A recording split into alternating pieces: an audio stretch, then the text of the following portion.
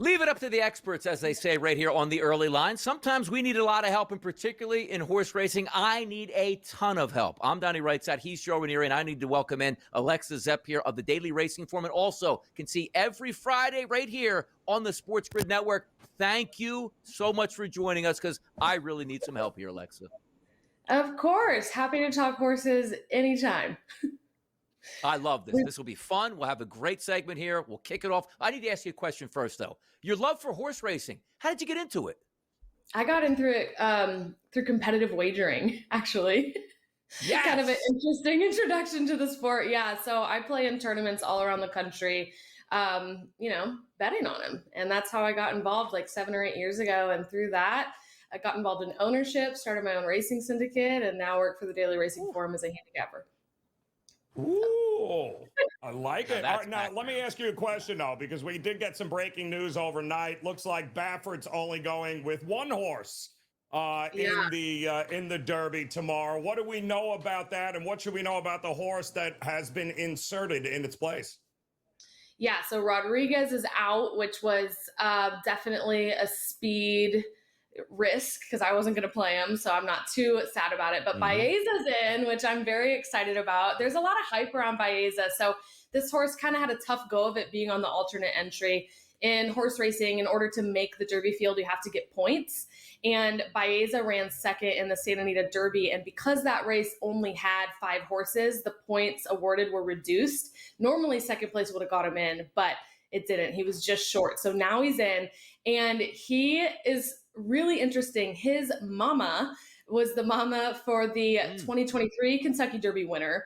And she also gave birth to 2024 Kentucky Derby contender Dornock, who Jason Worth, MLB star, owned, and then didn't win, but ended up winning the Belmont. So this mare is just cranking out superstars. So it's cool to see another one in 3 years in a row.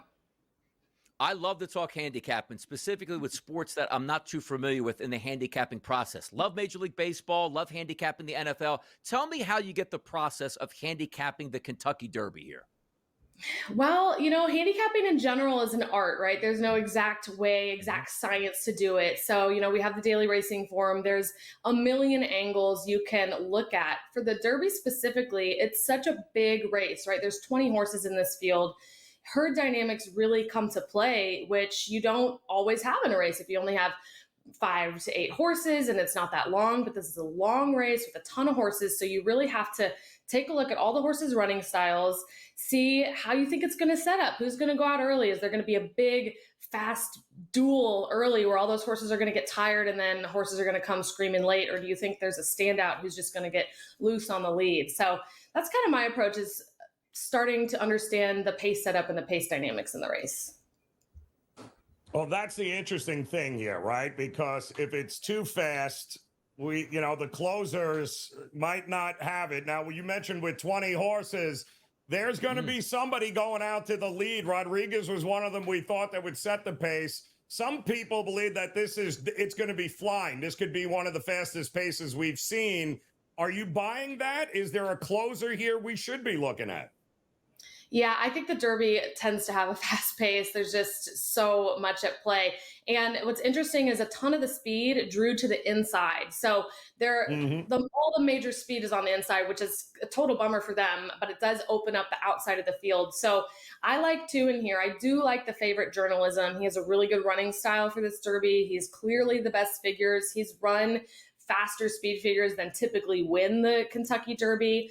He has been running in small fields, though, out in California. So that's something you could say, well, he's done really well, but who has he beaten? He hasn't beaten that many horses in his most recent start, but it was Rodriguez, who now is out, Baeza, who's now in, and Citizen Bull, who's the other Baffert horse on the inside. So he's going to be fairly low odds, probably 3 to 1, maybe plus 300, but a good bet. And then I also like Sandman, who's the strongest closer in the race. This horse basically went to his knees in the Southwest at the break. It was scary. You're like, oh my gosh, what's happening? And then he came back and just overcame so much in that race. He didn't win. He got second. Since then, he won the Arkansas Derby. 0 for 3 at Churchill, but those were early in his career. I like Sandman. He'll be a longer price, maybe like 4 or 5 to 1. If you're looking for a big long shot, The Japanese contingent, Luxor Cafe, is the number 7. Japanese contingent is getting stronger and stronger every single year. And, they're always a little bit of a wild card because we don't know how they're going to do when they come over here. But he looks pretty commanding in all of his starts so far.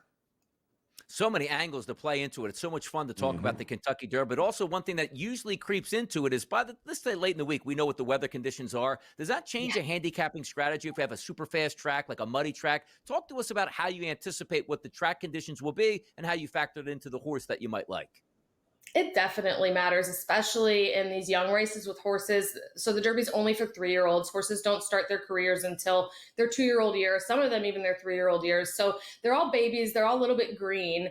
And yeah, we're expecting to get quite a bit of rain. We're crossing our fingers it holds off. But I mean, a muddy track. So think about it. Like when you have all that mud and dirt flying in your face, some horses really do not like that. They don't respond well to it. Some horses thrive in it. It definitely, if it's really sloppy, it carries speed, I think. I think any weather kind of carries speed. If it's muddy, it kind of gets cuppy, right? And it can be harder for those horses to make up momentum and get rolling at the end. So the weather definitely is a factor. And we often have it at the Kentucky Derby, it seems. It's always raining. Well, it's funny. I mean, the big thing this year, right after being slapped on the wrist and thrown in the corner, Baffert had not been allowed to be at the Kentucky Derby. He's back. One of his horses is done, but is there any way Citizen Bull takes the lead and he's there at the end if he can get out in front? Because I don't think the one post has ever won the Derby. Is that correct?